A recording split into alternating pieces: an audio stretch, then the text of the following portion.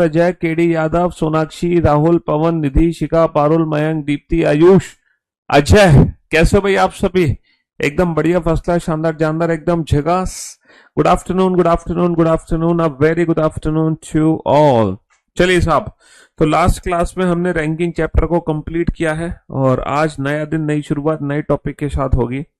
और आज के टॉपिक का जो नाम है मेरे भाई, वो है मशीन इनपुट, है ना। ये जो मशीन इनपुट है ना नाम, ये बेसिकली मशीन इनपुट बेटा, ये बेसिकली जो मशीन इनपुट नाम है, ये कोडिंग डिकोडिंग की एडवांस फॉर्म है। ये किसकी एडवांस फॉर्म है? ये कोडिंग डिकोडिंग चैप्टर की एडवांस फॉर्म है, ठीक है। ये कोडिंग डिकोडिंग चैप्टर की एडवांस फॉर्म है मशीन इनपुट। हाँ जी, ये है कोडिंग डिकोडिंग चैप्टर की एडवांस फॉर्म। इसको हिंदी में मशीन इनपुट ही कहते हैं। इसको हिंदी में क्या कहते हैं? इस टॉपिक का नाम हिंदी में मशीन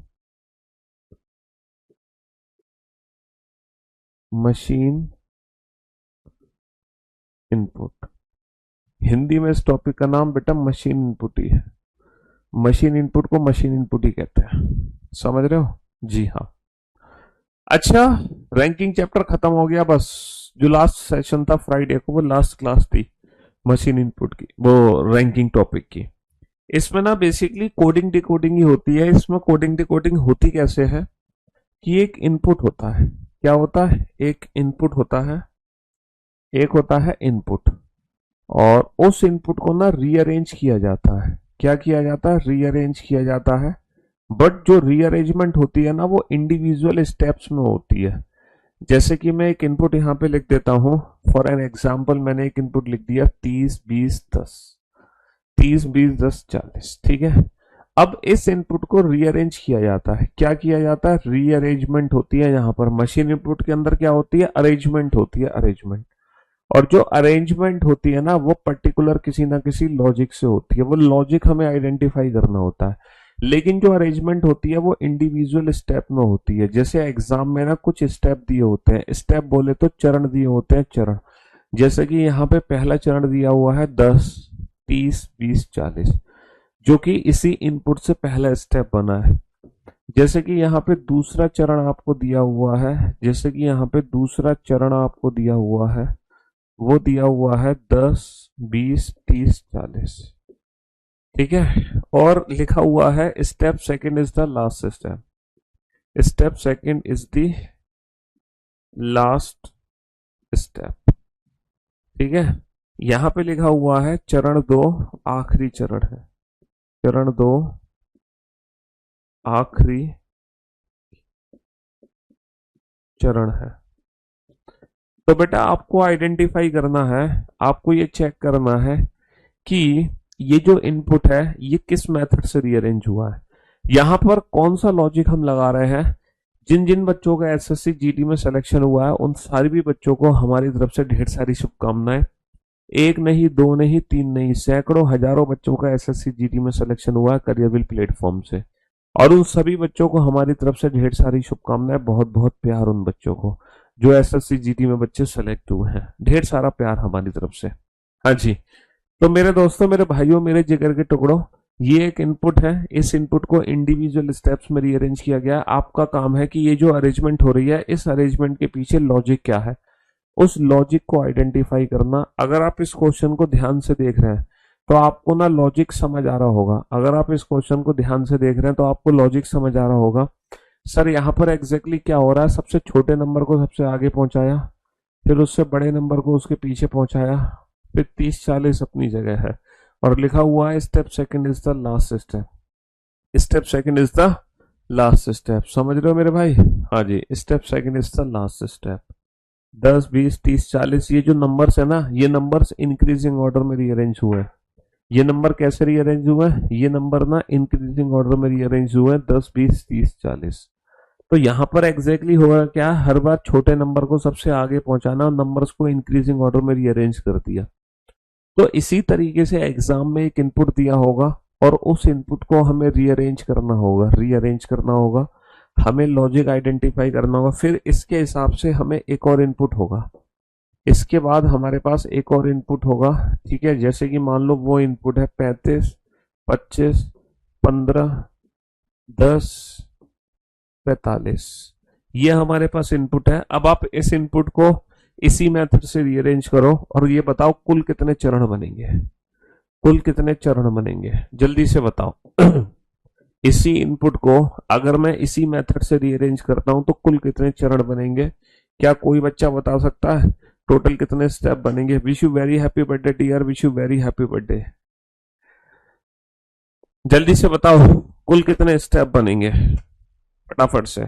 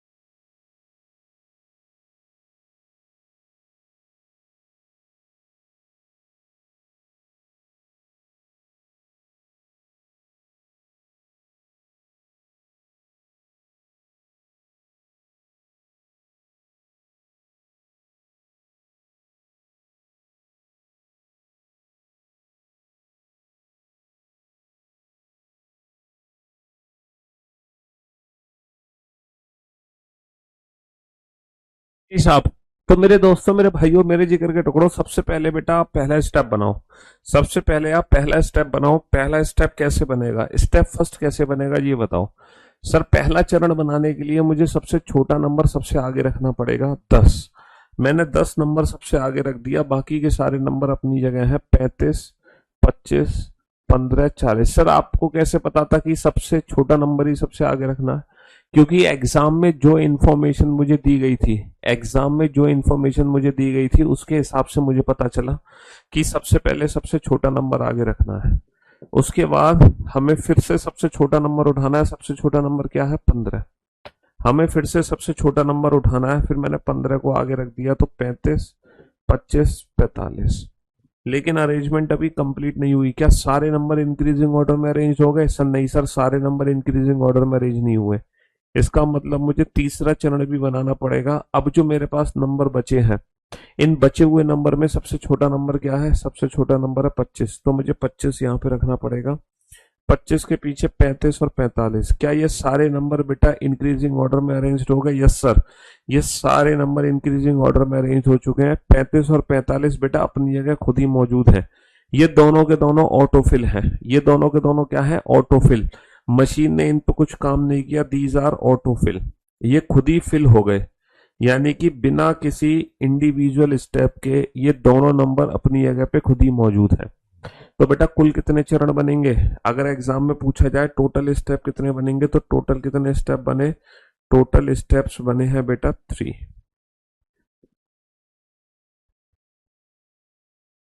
टोटल कितने स्टेप बनेंगे? टोटल 3 स्टेप बनेंगे। टोटल कितने चरण बनेंगे? टोटल 3 चरण बनेंगे।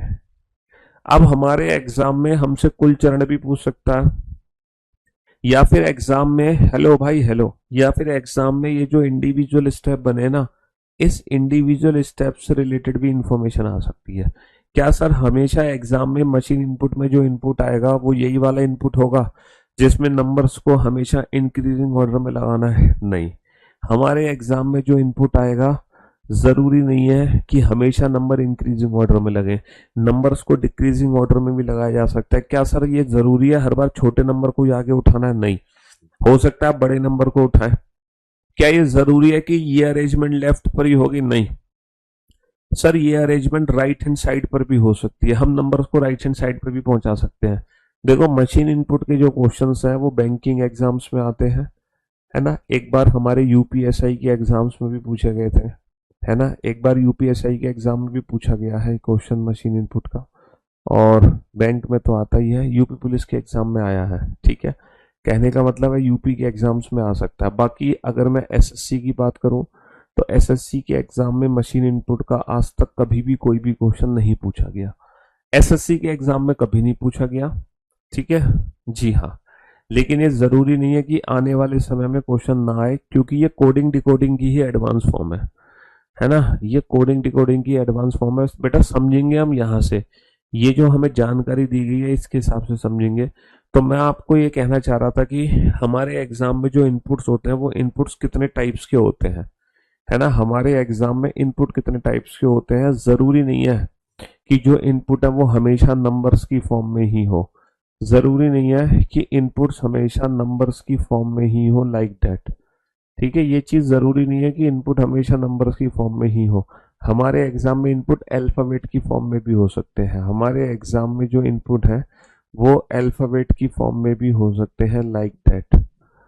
ठीक है, अल्फाबेट की फॉर्म में भी इनपुट हो सकता है। सर हमारे एग्जाम में जो इनपुट हो सकता है वो वर्ड और नंबर दोनों का कॉम्बिनेशन हो सकता है, वर्ड और नंबर दोनों का कॉम्बिनेशन हो सकता है।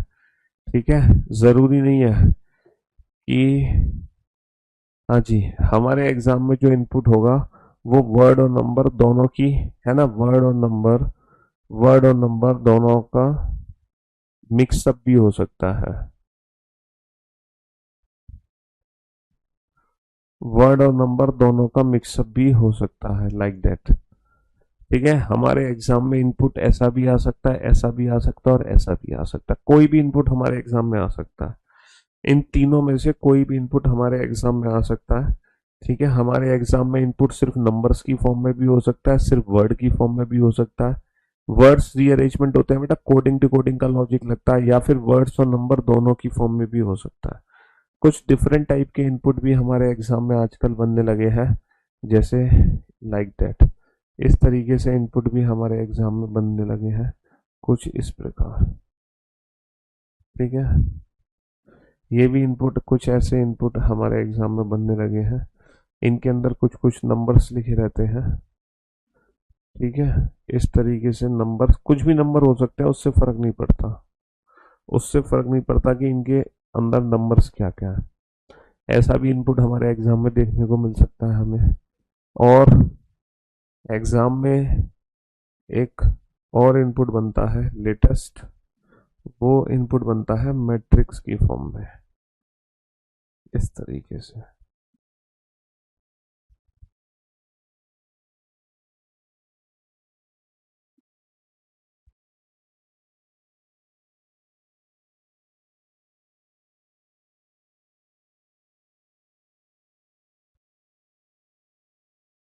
इस तरीके से इनपुट एग्जाम में बन सकता है।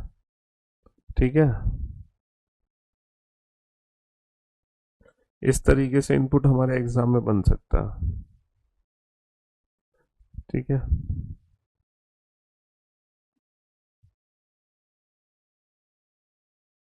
Like that. ये दो स्पेशल इनपुट भी हैं जो हमारे एग्जाम में बन सकते हैं। ठीक है, तो कहने का मतलब है जब एग्जाम में क्वेश्चन आएगा तो नंबर अरेंजमेंट भी हो सकती है, वर्ड अरेंजमेंट भी हो सकती है, या फिर नंबर और वर्ड दोनों की मिक्स अरेंजमेंट भी हो सकती है, या फिर ये मैट्रिक्स फॉर्मेट में, मतलब ये वाली बॉक्स अरेंजमेंट हो सकती है, या फिर मैट्रिक्स अरेंजमेंट हो सकती है।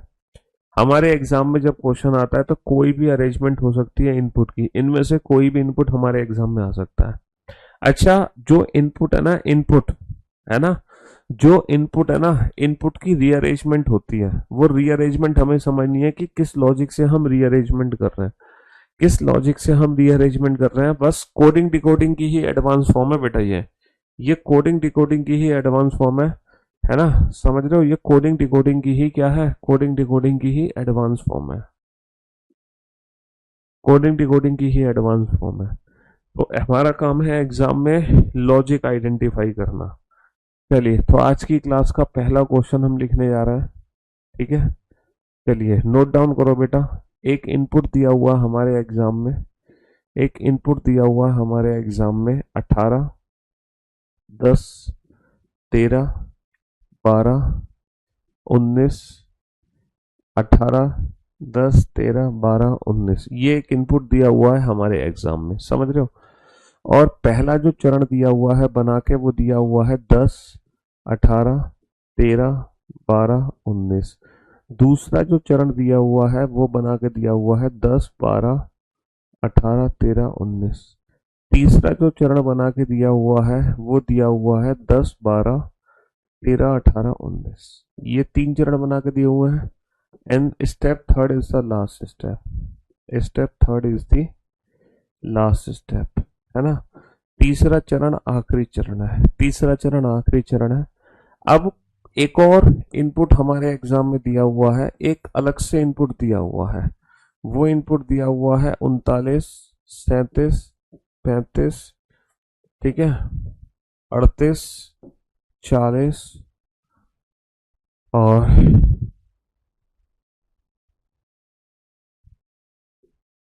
36, ये एक अलग से इनपुट दिया हुआ है। अब हमसे पूछा गया है, इस इनपुट से रिलेटेड कुछ क्वेश्चन हमसे पूछे गए हैं। पहला क्वेश्चन हमसे पूछा जा रहा है, पहला क्वेश्चन हमसे क्या पूछा जा रहा है, पहला क्वेश्चन हमसे पूछा जा रहा है, how many steps are needed, कुल कितने चरण बनेंगे। How many steps are needed, कुल कितने चरण बनेंगे। जब मैं इस इनपुट को इस मेथड से रीअरेंज करूंगा तो कुल कितने चरण बनेंगे। दूसरा क्वेश्चन हमसे पूछा जा रहा है, third from left, third from left hand in second step, दूसरे चरण में, हिंदी में लिख लो बेटा, हिंदी में लिखा होगा दूसरे चरण में बाएं से तीसरी संख्या कौन सी है। दूसरे चरण में बाएं से तीसरी संख्या कौन सी है। दूसरे चरण में बाएं से तीसरी संख्या कौन सी है। तीसरा क्वेश्चन पूछा जा रहा है, fourth from right, fourth from right, fourth from right and in third step, तीसरे चरण में दाएं से चौथी संख्या कौन सी है। तीसरे चरण में दाएं से चौथी संख्या। अब आप इन तीनों क्वेश्चन का आंसर तभी दे पाओगे, अब आप इन तीनों क्वेश्चन का आंसर तभी दे पाओगे जब आप इस इनपुट को इस मेथड से रीअरेंज कर लो। तो आपको लॉजिक आइडेंटिफाई करना है कि ये जो इनपुट है हमारा 39, 37, 35, 38, 40, 36, इस इनपुट को मैं इंडिविजुअल स्टेप्स में कैसे रीअरेंज करूं। हाँ जी, इस इनपुट को इंडिविजुअल स्टेप्स में कैसे रीअरेंज करूं, ये चीज समझने के लिए आपको ये लॉजिक समझना पड़ेगा।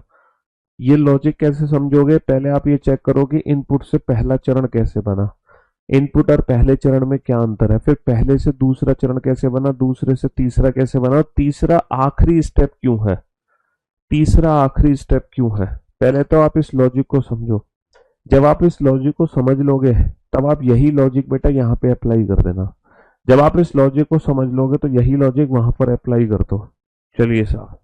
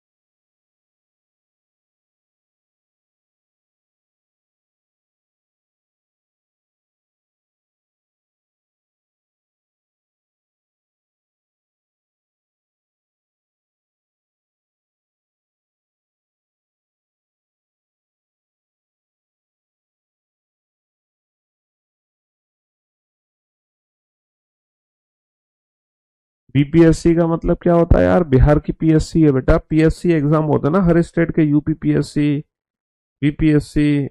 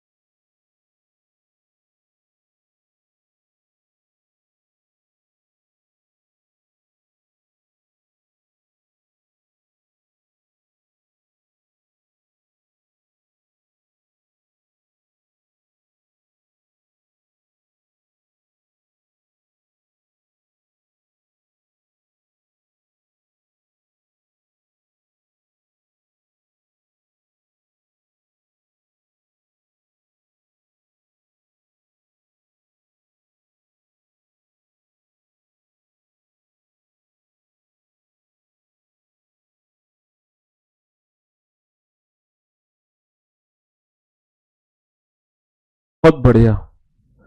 डायरेक्शन एंड डिस्टेंस की क्लास पीएनजी अपलोड करा दीजिए। बेटा कौन सी डायरेक्शन एंड डिस्टेंस की क्लास पीएनजी है, कौन से नंबर की?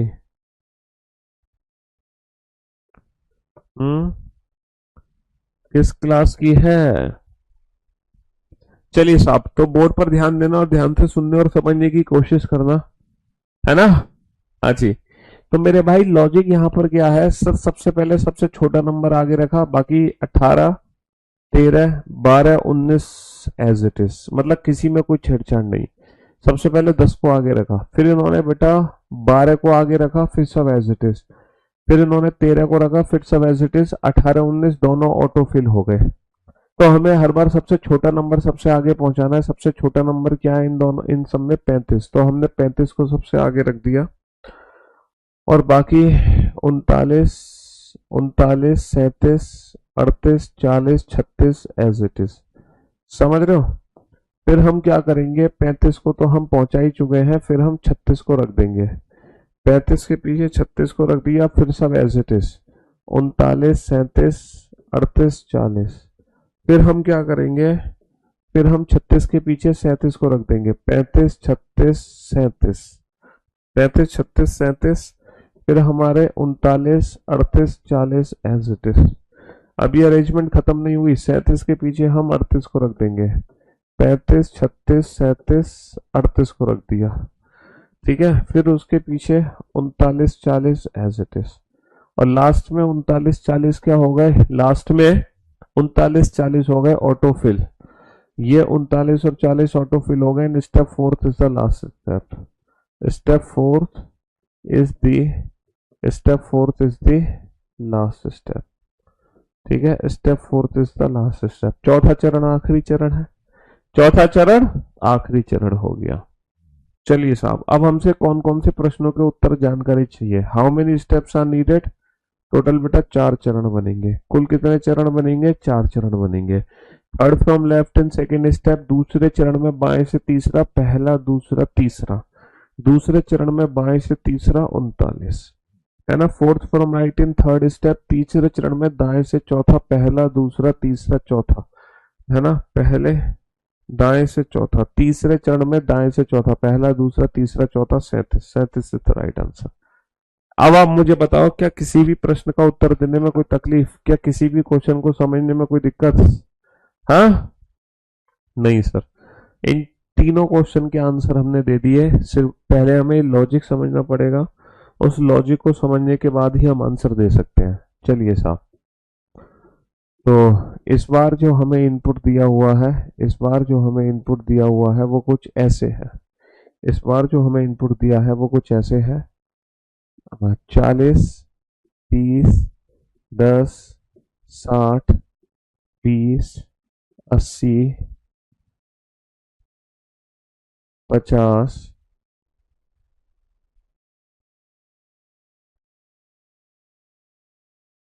और 75। ठीक है, ये इनपुट है। तो पहला जो स्टेप है बाबू, पहला स्टेप ये है 10। पहला स्टेप है 10, 10, 10, 10, 10, 40, 30, 60, 20, 80, 50, 75। दूसरा जो चरण दिया हुआ है वो है 10, 80, 40, 30, 60, 20, 50, 75। तीसरा जो चरण दिया हुआ है वो है 10, 80, 20, 40, 30, 60, 50, 75। चौथा जो चरण दिया हुआ है वो है 10, 80, 20, 75, 40, 30, 60, 50। ठीक है। पांचवा जो चरण दिया हुआ है वो है 10, 80, 20, 75, 30, 40, 60, 50। छठा जो चरण दिया हुआ है वो है 10, 80, 20, 75, 30,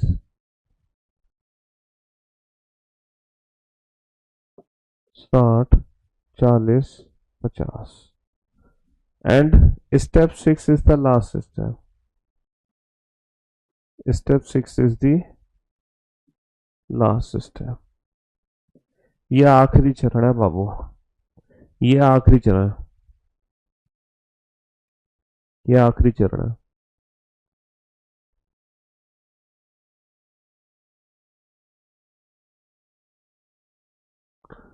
ये आखिरी चरण था। ठीक है, अब आप इस लॉजिक को समझो कि किस लॉजिक से ये रीअरेंजमेंट हो रही है। यहाँ पे चल के आ रहा है कि किस लॉजिक से हमने ये रीअरेंजमेंट करी है, और उस लॉजिक को जब आप आइडेंटिफाई कर लो तो एक अलग से इनपुट और दिया जाएगा तुम्हें, एक अलग से इनपुट और दिया जाएगा।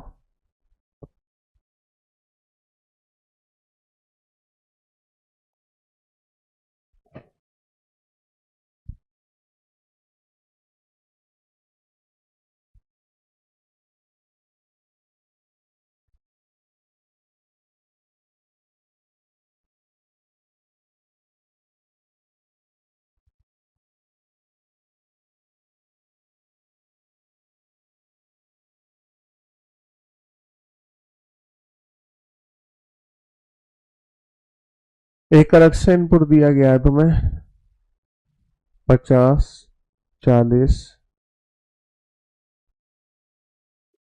50, 40, 20, 70, 30, 90। ठीक है। 60। चलिए साहब, इस इनपुट को रीअरेंज करो फटाफट से इसी मेथड से, और ये बताओ, जब आप इस इनपुट को रीअरेंज कर लोगे तो ये बताओ, इस इनपुट को रीअरेंज करने के बाद जो आपसे क्वेश्चन पूछा जाएगा, पहला क्वेश्चन जो पूछा जाएगा, ये बताओ कुल कितने चरण बनेंगे, कुल कितने चरण बनेंगे। दूसरा क्वेश्चन आपसे पूछा जाएगा, fifth from right in fifth step.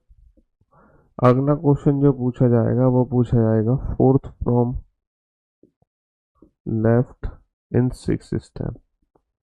चलिए, इन तीनों क्वेश्चन के आंसर दो फटाफट से, इन तीनों क्वेश्चन के आंसर दो फटाफट से, है ना? हाँ जी। त्रिनुम तरन्नुम तरन्नुम तरन्नुम, क्या हो गया भैया?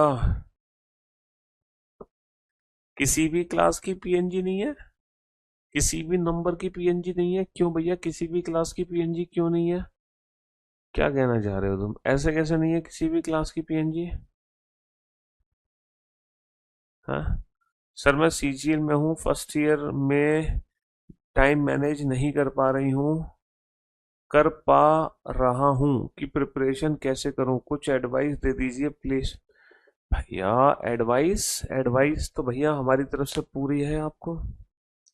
आप अपना टाइम मैनेज खुद करो बेटा, पहले आप ना सिलेबस कंप्लीट करो और रिवीजन करते रहो, सिलेबस कंप्लीट करते रहो।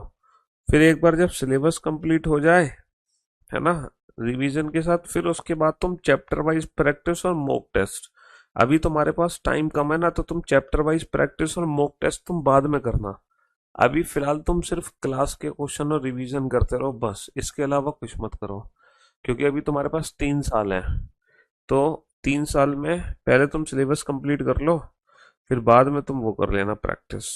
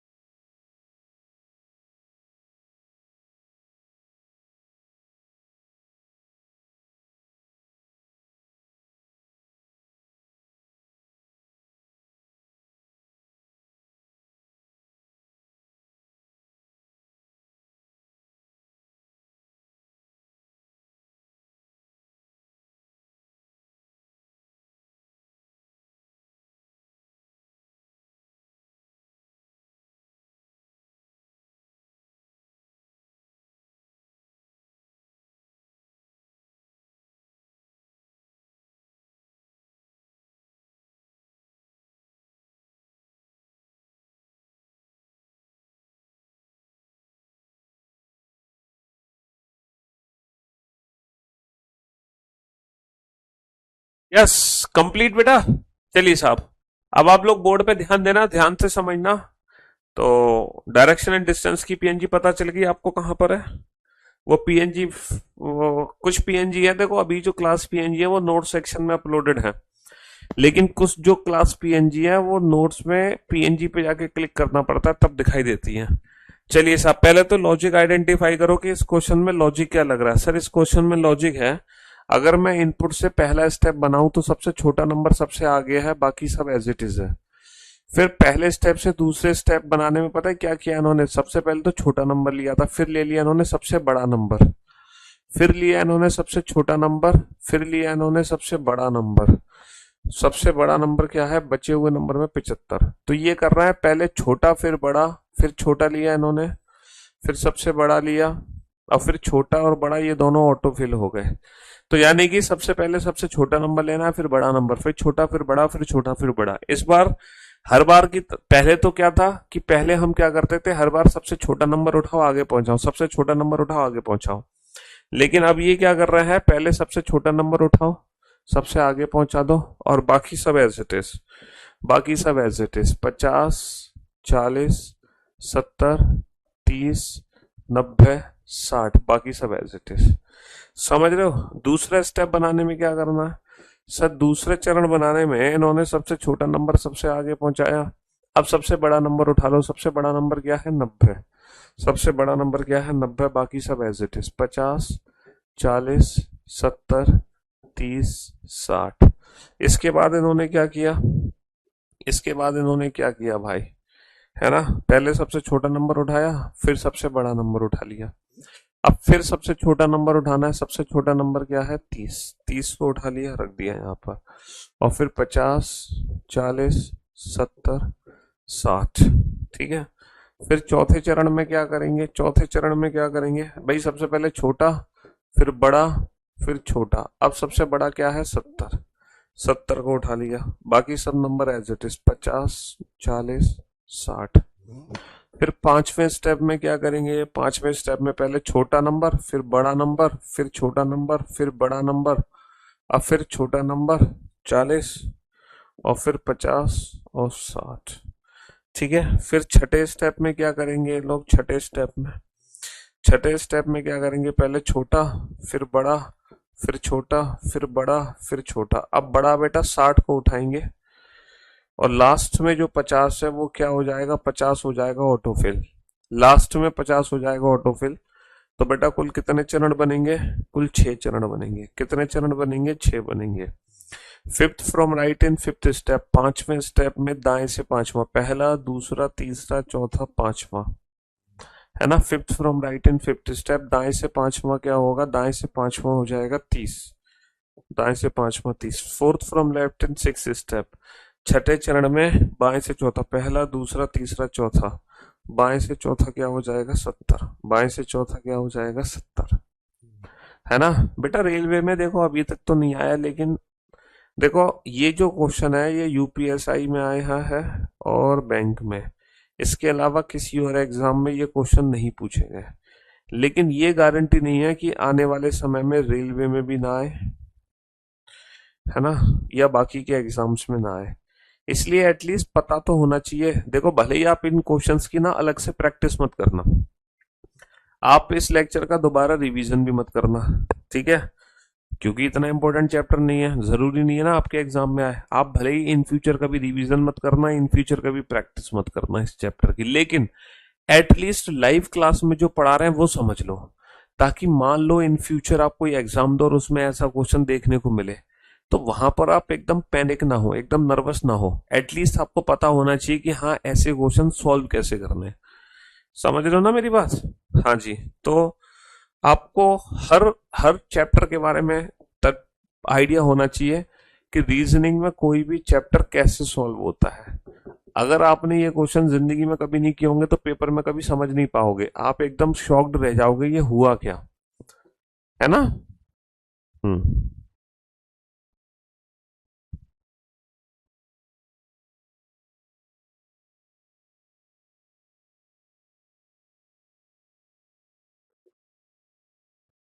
ये इनपुट है, ये इनपुट बेटा वर्ड की फॉर्म में है।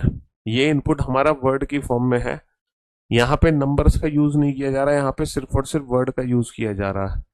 पहला जो स्टेप बनाया है इन्होंने, पहला स्टेप वो बनाया है and close clean are liked by boy, ये पहला स्टेप बनाया है। अच्छा, दूसरा जो स्टेप बनाया है इन्होंने वो बनाया है and are close clean liked by boy. ठीक है।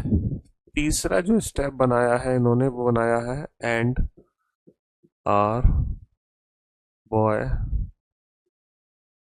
Close clean liked by. चौथा जो स्टेप बनाया है इन्होंने वो बनाया है and are boy by close clean light. समझ रहे हो, ये 4 स्टेप बनाए हैं इन्होंने। कितने स्टेप बनाए? ये 4 स्टेप बनाए हैं। लेकिन एक और स्टेप यहाँ पे बनाया गया है and are boy by clean close light, है ना। एंड यहाँ पे लिखा गया है step fifth is the last step. Step fifth is the last step. पांचवा चरण आखिरी चरण है। पांचवा चरण क्या है? पांचवा चरण आखिरी चरण है। ये लिखा गया है पांचवा चरण आखिरी चरण है। Step 5 is the last step. Step 5 is the last step. पांचवा चरण आखिरी चरण है। अब एक अलग से इनपुट हमें दिया गया है, एक अलग से इनपुट हमें दिया गया है। ठीक है। Pen and pencils are send by boy. इस इनपुट को रीअरेंज करो और इस इनपुट को रीअरेंज करने के बाद कुछ क्वेश्चंस के आंसर दो। पहला क्वेश्चन पूछा है टोटल कितने स्टेप बनेंगे। ठीक है। दूसरा क्वेश्चन पूछा है fourth from right in fourth step. और तीसरा क्वेश्चन पूछा गया है 6 फ्रॉम लेफ्ट इन 6 स्टेप। इन तीनों क्वेश्चन के आंसर दो फटाफट से। वीओडी से पढ़ो बेटा, कोई दिक्कत नहीं है। वीओडी से क्या दिक्कत है आपको? कोई परेशानी नहीं है वीओडी से पढ़ने में। तसल्ली से पढ़ो, मजे से पढ़ो वीओडी से। चलो बेटा, इस इनपुट को रीअरेंज करो इंडिविजुअल स्टेप्स में। जल्दी से रीअरेंज करो, लॉजिक समझो खुद ही।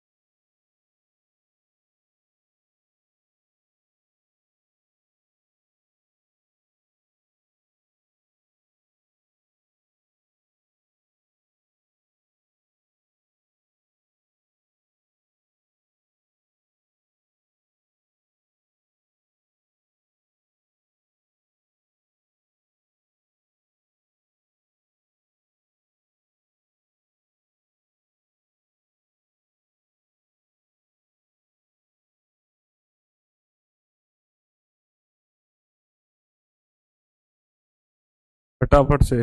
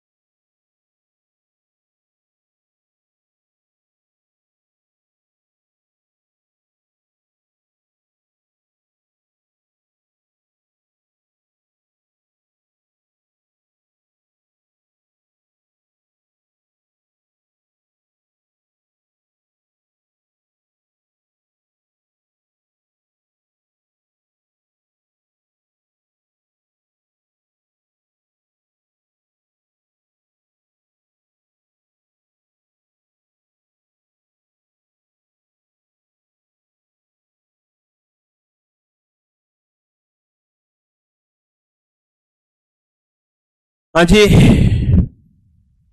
बन गए बेटा।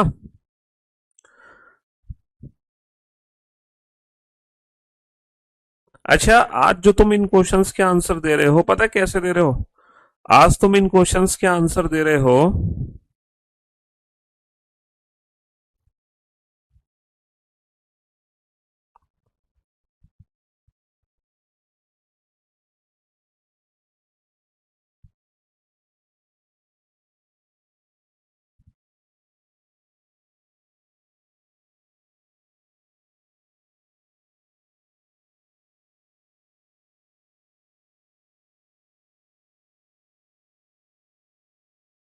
आज तुम इन क्वेश्चंस के आंसर दे रहे हो इंडिविजुअल स्टेप बना के, लेकिन कल बेटा इन क्वेश्चंस के आंसर बिना इंडिविजुअल स्टेप बनाए दोगे। कल इन्हीं क्वेश्चंस के आंसर के लिए तुम्हें स्टेप बनाने की जरूरत नहीं है, ठीक है? कल बिना स्टेप बनाए आंसर दोगे। बेटा लॉजिक क्या है? सर ये जो वर्ड्स है ना, ये अल्फाबेटिकल ऑर्डर में अरेंज हुए हैं डिक्शनरी पैटर्न के हिसाब से। पहले सर सबसे छोटा वर्ड ए से शुरू हो रहा है, फिर ए, एन के बाद आर आएगा, फिर बी बी, ओ के बाद वाई आएगा, फिर सी सी, एल के बाद एल, ई के बाद ओ आएगा, फिर एल। तो अल्फाबेटिकल ऑर्डर के हिसाब से ये रीअरेंजमेंट हो रही है। अब अल्फाबेटिकल ऑर्डर के हिसाब से अरेंजमेंट हो रही है तो बेटा मैं पेन को क्या लिख सकता हूं, मैं इनपुट में पेन को पी लिख सकता हूं, एंड को ए, पेंसिल को पी, आर को ए, सेंड को एस, बाय और बॉय। लेकिन अब मेरे साथ दिक्कत हो गई सर, मेरे पास दो पी आ गई। अब कौन सा पी पेन के लिए है, कौन सा पेंसिल के लिए, मुझे पता कैसे चलेगा? तो तुम ये बताओ पेन और पेंसिल में छोटा क्या है? अल्फाबेटिकल ऑर्डर के हिसाब से पहले पेन आएगा, बाद में पेंसिल। तो पहले पेन आएगा तो ये P1 है, बाद में पेंसिल ये P2 है। अल्फाबेटिकल ऑर्डर के हिसाब से पहले एंड आएगा, बाद में आर। तो बेटा एंड A1 है, आर A2 है। अल्फाबेटिकल ऑर्डर के हिसाब से पहले बॉय आएगा, बाद में बाई। तो बॉय B1 है और ये B2 है। तो मैं इस अरेंजमेंट को इंडिविजुअल स्टेप में ऐसे बना सकता हूं। सबसे पहले बेटा सबसे छोटा अल्फाबेटिकल ऑर्डर के हिसाब से A1 आ जाएगा, बाकी सब as it is, P1 P2 A2S B2 B1, है ना। ये पहला स्टेप बन गया। जब हमारा दूसरा स्टेप बनेगा तो A1 तो रखा था, A1 के पीछे मैं किसको रख दूंगा उठा के, A2 को रख दूंगा उठा के, और बाकी सब एज इट इज आ जाएगा P1 P2 S B2 B1। ठीक है। फिर जब हम तीसरा स्टेप बनाएंगे तो A1 A2 तो एज इट इज है, फिर B1 को रख देंगे हम उठा के, फिर B1 के पीछे P1 P2 S B2 आ जाएगा। और फिर जब चौथा चरण बनेगा तो A1 अरेंज हुआ, A1 के पीछे A2, B1 अरेंज हुआ, B1 के पीछे B2, और लास्ट में ये जो P1 P2 S आ गए, दीज आर ऑटोफिल, ये ऑटोफिल हो गए। मशीन को कोई काम ही नहीं करना पड़ा। तो टोटल कितने स्टेप बने? 4। कुल कितने चरण की आवश्यकता है? 4 चरण की आवश्यकता है। टोटल कितने स्टेप हैं? 4 स्टेप है। Fourth from right hand in fourth step, बेटा पहला, दूसरा, तीसरा, चौथा। Fourth from right hand in fourth step B2। B2 का मतलब क्या था? B2 का मतलब है by. Six from left in six step, इस क्वेश्चन का आंसर है there is no such step. ऐसा कोई चरण नहीं है। इस क्वेश्चन का आंसर है there is no such step, ऐसा कोई चरण ही नहीं है। तो ये बेटा मशीन इनपुट की बिल्कुल बेसिक क्लास थी, एकदम बेसिक। ठीक है जी हाँ। और इस बेसिक क्लास में आपने क्या सीखा? सर इस बेसिक क्लास में हमने सीखा कि एग्जैक्टली इस चैप्टर में क्वेश्चन किस तरीके के एग्जाम में पूछे जाते हैं और वो क्वेश्चन हमें बनाने कैसे। तो बेसिकली इस चैप्टर में अरेंजमेंट हमें चेक करनी है, अरेंजमेंट कैसे करनी है। तो अरेंजमेंट का चैप्टर है, अरेंजमेंट के पीछे लॉजिक आइडेंटिफाई करो, उसी लॉजिक को दिए गए इनपुट में अप्लाई कर दो। ठीक है जी, हाँ जी। चलिए साहब, तो आज की सेवा यहीं समाप्त करते हैं, बाकी कल मुलाकात।